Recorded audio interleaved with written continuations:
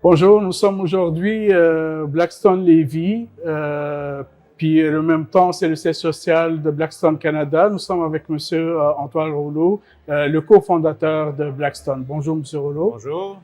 Euh, Qu'est-ce qui différencie Blackstone des autres restaurants du même catégorie?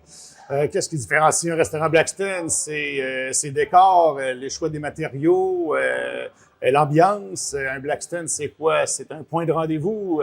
Tous les clients Blackstone se donnent toujours rendez-vous. Nous, on est un pub. Alors, qu'est-ce qu'un pub? Un pub, c'est un public house, qu'on disait en Angleterre. Puis c'est le lieu où tout le monde se réunissait. Des gens en jeans, des gens en veston, après le bureau pour dîner, juste pour prendre une bière, pour décompresser. C'est la différence Blackstone. C'est quoi l'historique de Blackstone? Quand le premier Blackstone était né? Quand vous avez lancé le réseau de franchise? Oui, Blackstone, c'est né sur la rue Cartier à Québec. C'est riche d'une expérience de 40 années. Dans ce local-là, c'est parti d'un pub qui s'appelait le Turf, un bar vraiment extraordinaire où les gens se donnaient rendez-vous.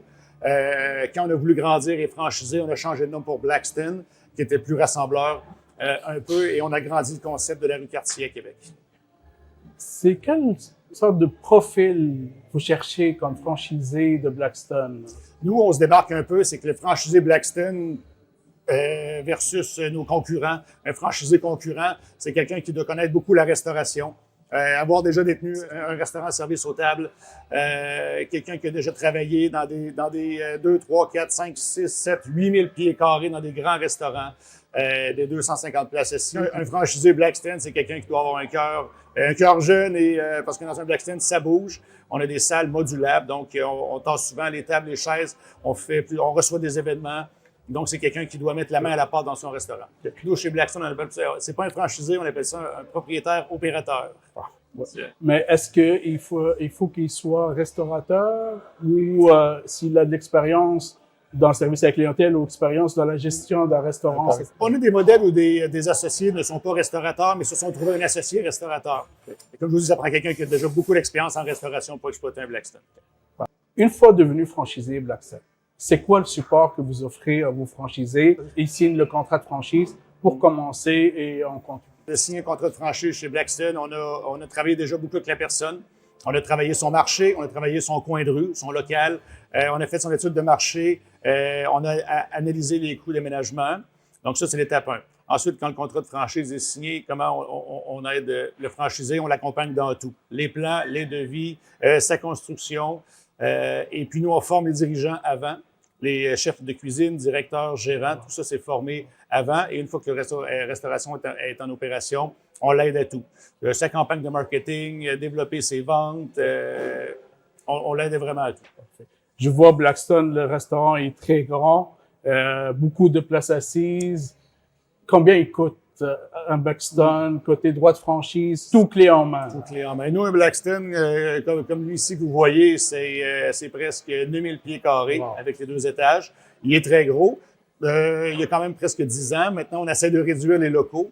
Malheureusement, c'est difficile. On veut toujours plus de place. Donc, un Blackstone moyen, c'est le 240 places assis. J'en ai à 200, j'en ai à 280. Donc, c'est un peu la moyenne.